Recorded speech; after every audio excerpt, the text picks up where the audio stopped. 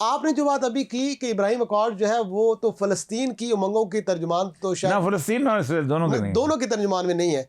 तो सदर ट्रंप किस तरह से इब्राहिम अकॉर्ड के वो मैं आता हूँ। सफ़ीर भी बने हुए हैं और सारी दुनिया में उसका ढंढोरा भी पीटते हैं और फिर ये कहते हैं कि तमाम ममालिक इसमें शामिल हों और अब वो ये चाहते हैं कि मोहम्मद बिन सलमान भी इस पर दस्तखत पाकिस्तान के साथ एग्रीमेंट हुआ है सिक्योरिटी का कि डेफिनेटली हमारा हमला तस्वर होगा, यही एग्रीमेंट हुआ है अमेरिका के साथ सही उसका। सही।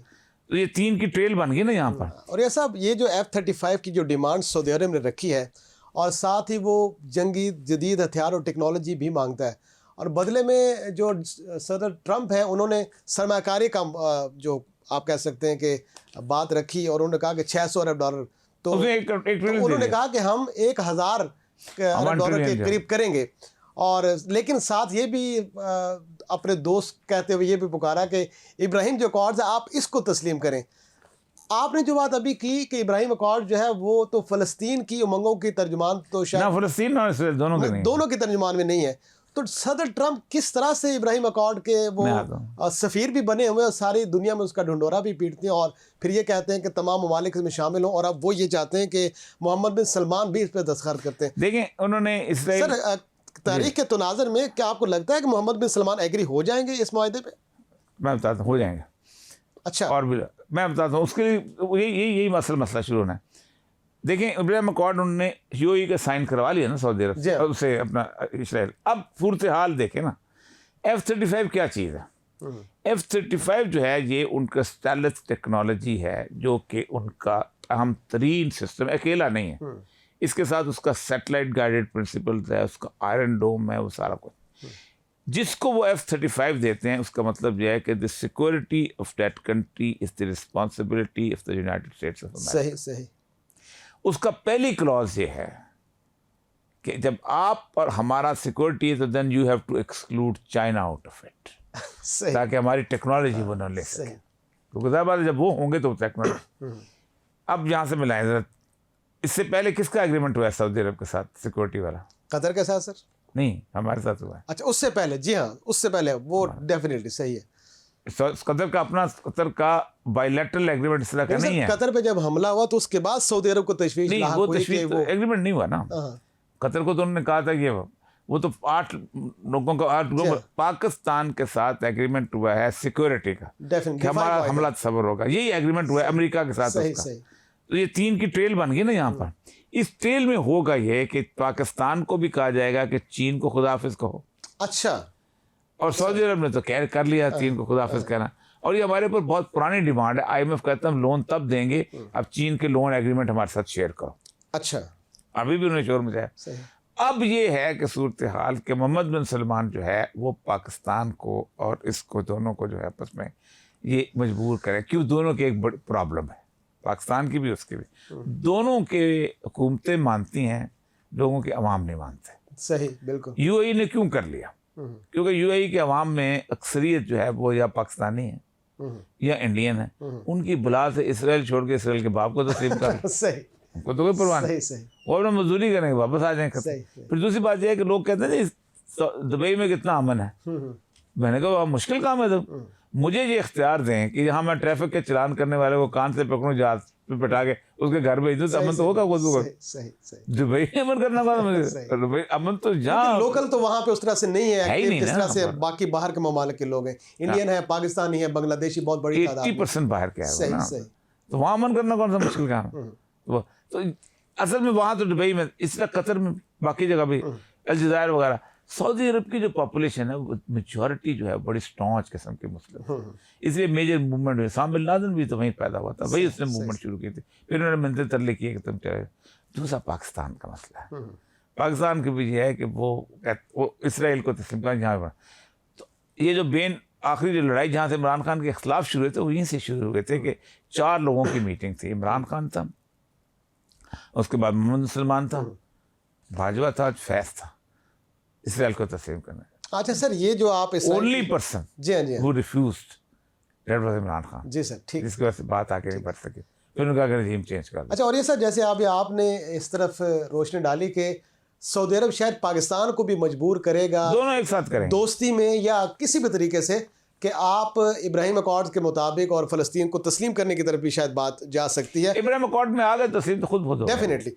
अब पाकिस्तान और सऊदी अरब का जो दिफाई मुआहदा है वौरिया साहब, अब उसके क्या असरात हैं हमारे खित्ते में? एक तरफ तो शायद ये कहा जा रहा है कि सऊदी अरब पर हमला, पाकिस्तान पर हमला, और हमारी जिस तरह की जज्बाती अवाम वो ये समझती है कि खुदा न खास्ता कल हम किसी जंग की कैफियत में होंगे तो सऊदी अपनी तमाम तवानाइयाँ लगाएगा।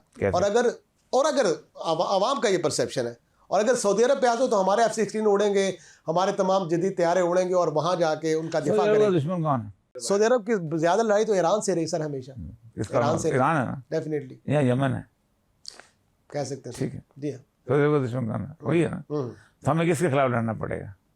अपने ही हमसाया मुल्क के खिलाफ। अभी जो हम जा रहे हैं, हमास ने कहा कि आप ना आओ, क्योंकि ये पहली दफ़ा ऐसा हुआ है दुनिया के अंदर कि यूनाइटेड नेशंस की पीस फोर्सेस में एक अपनी पीस फोर्स बन रही।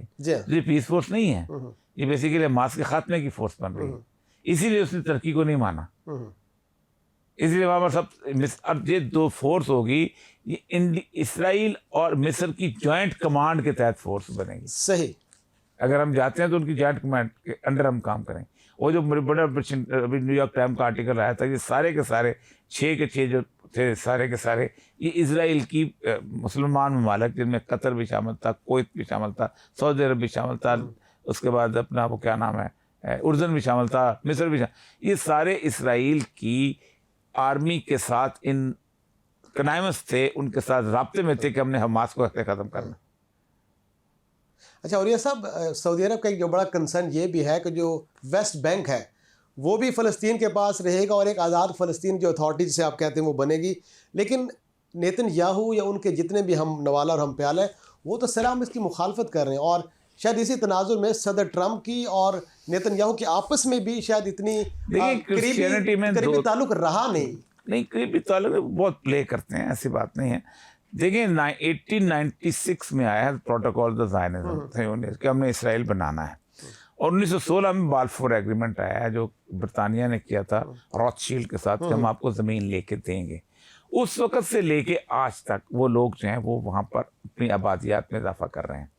एक उनका फ़ंड है इलाद, एक होता है इंटरनेशनल ज्यूश फंड, जो है ये वहाँ से पैसे आते हैं, वो सब कुछ यहाँ पर लेके आते हैं और फिर वो आके यहाँ पर आबाद कर। आज अभी उन्होंने 2600 का परमिट फिर जारी किया वहाँ पर रहने के लिए, जिस वेस्ट बैंक के इलाके में तामीरात बना रहे हैं, एक मरले के घर में आके रहते हैं, फ्लैट्स में रहते हैं, वहाँ वो एकड़ों के रो में रहने वाले हैं, और इस बात पे आए हुए हैं कि हमने मसाया नहीं आना है, हमने मुसलमानों से लड़ना है, उनको बेदखल करना है। वो अपने नज़रिए पे मुकम्मल और एतकाद रखते हैं। आप जाते हैं गुलिस्तान जाएंगे जहाँ पानी नहीं मिलता, वहाँ जब आए तो पानी नहीं मिलता था वहाँ पर। हिफा जब वो तलबीब में आए, तलबीब एक रेत का टीला था जहाँ आके उन्होंने 60 घर, और कोई एक भी बंदा नहीं था उन 60 लोगों में जो अरबपति ना हो। तो असल मसला ये है कि बुनियादी तौर पर वहाँ पर अब उन्होंने इसको इब्राहिम अकॉर्ड को होने नहीं देना, क्योंकि वो इस चक्कर में या तो हम इस मुसलमान अब बिल्कुल खत्म हो जाएंगे, तो हम नीवे अंदर जिसे कहते हैं। तो ये सब क्या हम अपनी गर्दन उनके हाथ में देंगे इब्राहिम अकॉर्ड के जरिए से? रसूलुल्लाह की हदीस है। या सऊदी अरब या पाकिस्तान की आवाम, जैसे आपने कहा कि वो बड़े वाइब्रेंट हैं इस मामले को लेकर, बड़ा हसास है, तो क्या यहाँ पर इतनी आसानी से हो जाएगा अगर MBS कह दें या हमारी हुकूमत कह दे कि हम उसमें शामिल होने जा रहे हैं? इतना आसान है सर? रसूलुल्लाह की हदीस है, आपने वैलुल शर्रिन की तरफ मुकम्मल तौर पर सवाया हो जाएगा अरबों का। आपने फरमाया एक जूती पड़ी होगी और एक औरत देखेगी कि ये जूती है किसी कुरैश की, लेकिन कुरैश दुनिया में मौजूद नहीं होगा। ये तबाही बर्बादी मुकम्मल, तो उन्होंने 1 अरब नस्ल अरब खत्म हो जाएगा। सर वो वक्त आ पहुंचा, आप समझते हैं करीब है? नस्ल शुरू, मैं समझता शुरू हो चुका। अच्छा, और अब क्योंकि इजराइल की कैलकुलेशन पूरी हैं अपनी, वो तो कहते हैं कि हमारा वक्त आ गया हुआ है। आपका वक्त भी आ चुका है, जब आप हथियार उठाने के बजाय इसराइल की कमांड में होंगे, जब आपके उनके सैटेलाइट जो आपको गवर्न करते होंगे उनको पता चल जाएगा मोहम्मद सलमान कहाँ बैठा हुआ, तो एकदम हिट कर देंगे। तो औरिया साहब फिर इकबाल का फलसफा कहाँ जाएगा? एक हो मुस्लिम हरम के पास, इकबाल का नील के साहिल से लेके ये तो अल्लाह के रसूल का फलसफा, डेफिनेटली अल्लाह के रसूल कहते हैं। इकबाल तो बात की बात है, या तुम्हें मुसलमान की पहचान बताऊं, जस्द वाहिद, एक उसको अगर तकलीफ होती है तो अल्लाह के रसूल का फैसला है। लेकिन नहीं, इकबाल का ख्वाहिश चला जाए, इकबाल तो बुला के चला गया। असल मसला यह है कि 2-3 ऐसी चीज़ें हैं जो इस पूरे खित्ते के अंदर बड़ी खौफनाक होने वाली हैं अहादीस के मुताबिक। एक खित्ता यह है कि आप फरमाया आपके बैदाल ख़राब फिल्लत, दुनिया पूरी के अंदर ख़राबी शुरू होगी। हत्ता तखरबल मिस्र, सबसे पहले मिस्र में शुरू होगी, फिर उसके बाद पढ़ते करते आखिर में हमारे बारे में अल्लाह के रसूल ने कहा खराब सिंध मिनल हिंद व खराब अल हिंद मिन सीन, हमारा जो इलाका है ये सिंध है अलहदा, इसको इंडिया तबाह करेगा और इंडिया को चीन तबाह करेगा। हम भी एक ऐसी जंग के लिए तैयार हो जाएं कि जिसके अंदर इंडिया जो है वो एक ख़ास लेवल पे आगे बढ़ेगा, फिर चीन उसको आके कब्जा करेगा, उसको ख़राब करेगा। तो वो क्यों करेगा? क्योंकि आप उस दूसरी लॉबी में खड़े होंगे जो कि एंटी चाइना होगी।